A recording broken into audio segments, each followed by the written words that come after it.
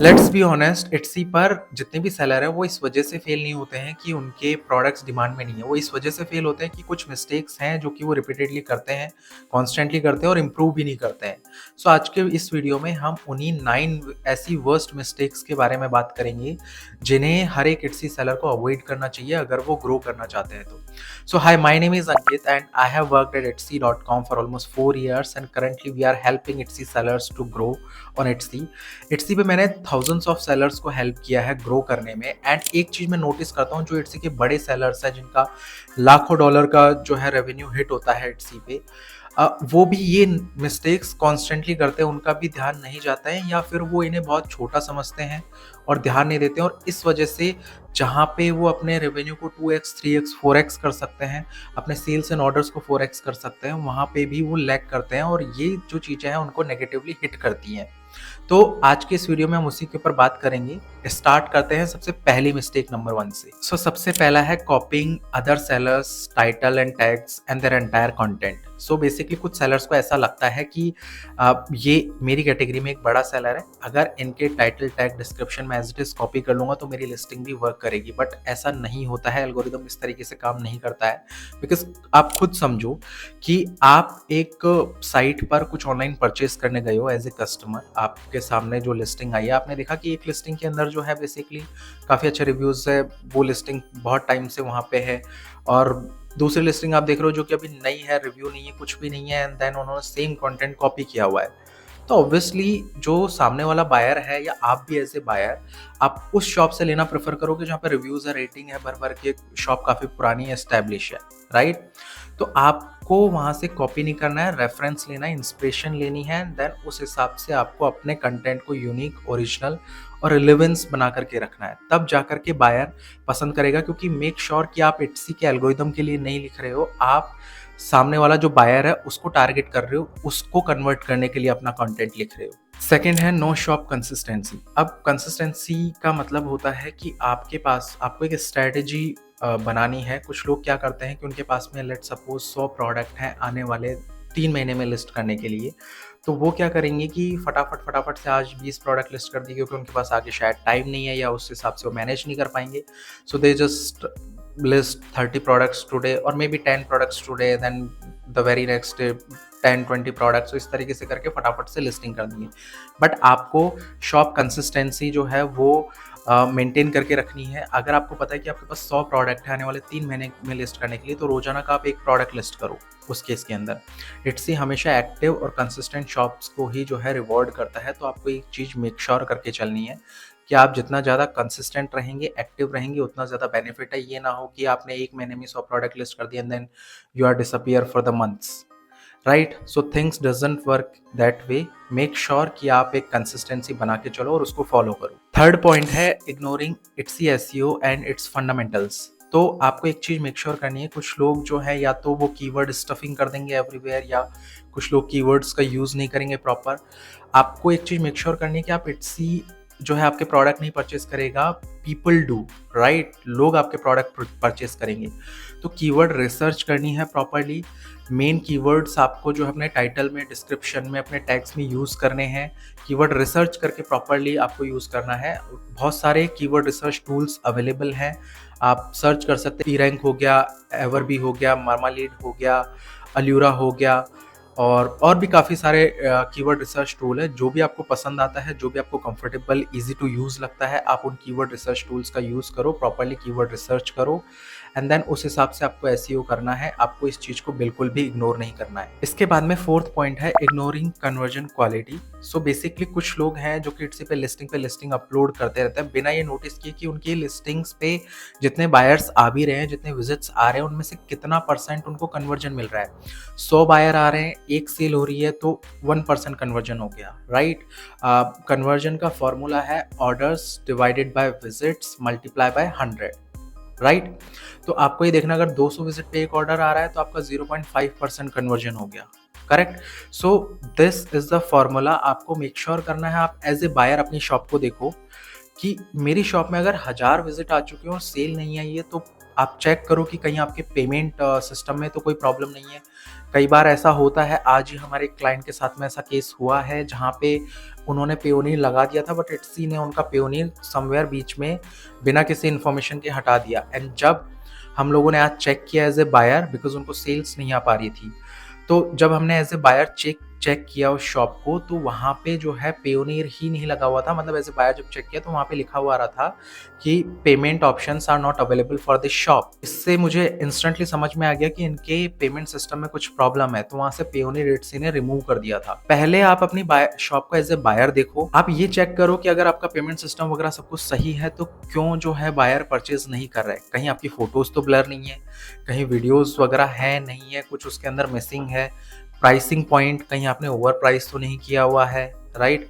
तो ये सारे फैक्टर्स आपको देखने पड़ेंगे कि क्या रीज़न है जहाँ से आपको कन्वर्जन नहीं आ रहा है, और वहाँ पे आपको काम करना पड़ेगा। मिस्टेक नंबर 5 है not optimising your shop page. So basically आपको मेक श्योर करना है कि जब भी कोई बायर आपकी शॉप में आ रहा है तो you have to look trustworthy, right. Buyer को ट्रस्ट होना चाहिए, स्पेशली जो न्यू शॉप्स होती हैं, जो नए सेलर्स इट्सी पर आते हैं, जिनको फर्स्ट सेल सेकंड सेल अभी अचीव करना बाकी है, उनको काफ़ी टाइम से फर्स्ट सेल सेकंड सेल नहीं आई है, तो रिव्यूज़ भी कहाँ से आएंगे। तो ये जो शॉप पेज को ऑप्टिमाइज करना, ये तो काफ़ी ज़्यादा मैंडेटरी है।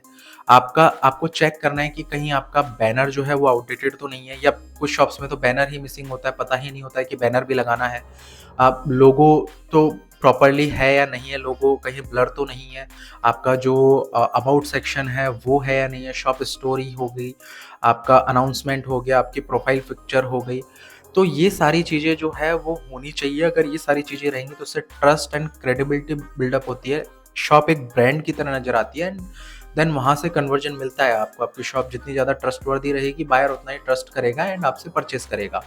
तो मेक श्योर करना है कि आपका जो शॉप पेज है वो प्रॉपर्ली ऑप्टिमाइज होना चाहिए। इसके बाद में मिस्टेक नंबर 6 है इग्नोरिंग शॉप स्टैट्स। अब कुछ सेलर्स जो है वो गेस कर रहे होते हैं, कंप्लेन कर रहे होते हैं कि हमें सेल नहीं आ रही है, लेकिन आपको एक चीज मेक श्योर करनी है कि आपके जो एनालिटिक्स है, शॉप स्टैट्स हैं, your shop stats are your GPS.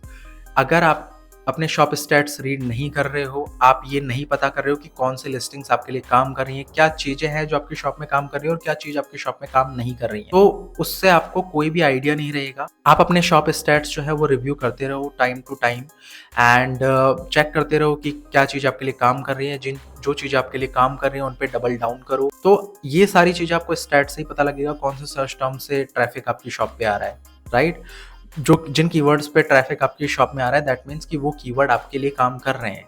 तो आपको जो है अपने स्टैट्स हमेशा रिव्यू करते रहने चाहिए, इसको बिल्कुल भी इग्नोर नहीं किया जाना चाहिए। मिस्टेक नंबर 7 है नॉट इन्वेस्टिंग इन इट्सी एड्स। अभी देखो, आपको ये समझना पड़ेगा कि इट्सी भी एक कॉम्पिटिटिव मार्केट प्लेस हो गया, स्पेशली उन सेलर्स के लिए जो ऐसी कैटेगरी में काम कर रहे हैं, जो ऐसी कैटेगरी के अंदर अपना बिजनेस बिल्डअप करना चाहते हैं इट्सी में, जहाँ पे कंपटीशन बहुत ज़्यादा है।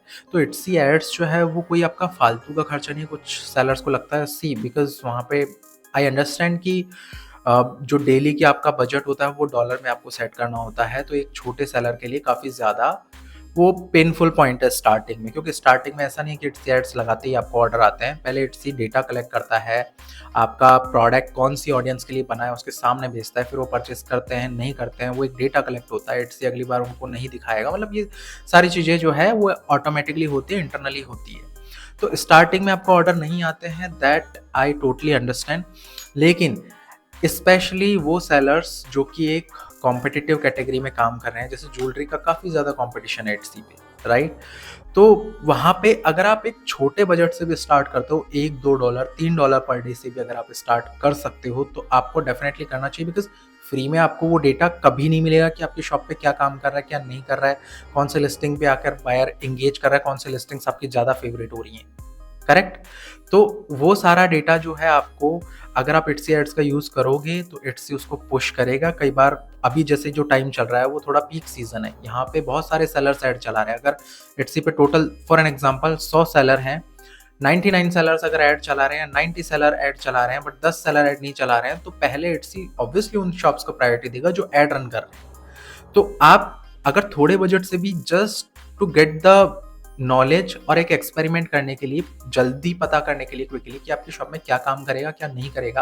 अगर आप एक छोटे बजट से भी ऐड रन करते हो तो that will be very beneficial, right? तो आपको थोड़ा लॉन्ग टर्म सोचना है, शॉर्ट टर्म नहीं सोचना है। लॉन्ग टर्म में आपको ये चीज़ जो है वो काफ़ी ज़्यादा फ़ायदा देगी। अगर आपके प्रोडक्ट वाक़ई अच्छे हैं, फोटोग्राफी अच्छी है, प्राइसिंग आपने कॉम्पिटिटिव दी हुई है, आपका डिस्क्रिप्शन बहुत अच्छा है, तो डेफ़िनेटली इट्सी एड्स जो है आपके लिए काम करेंगे ही करेंगे, अगर आपके कीवर्ड वगैरह भी आपने अच्छे से रिसर्च करके लगाए हुए हैं। मिस्टेक नंबर 8 है not using keyword research tools. अब जैसे मैंने अभी बात की कि बहुत सारे कीवर्ड रिसर्च टूल है, आपको गैस नहीं करना है। इस चीज़ के लिए कीवर्ड रिसर्च टूल्स इट्सी ने बनाए हैं, राइट? जैसे एवरबी हो गया, मार्मालीड हो गया, ई हंट हो गया, अल्यूरा हो गया, सेमरश हो गया, बहुत सारे और टूल्स हैं, वो आप फिगर आउट कर सकते हो। कोई भी टूल जो आपको ईज़ी लगता है आप यूज़ करो उस टूल को।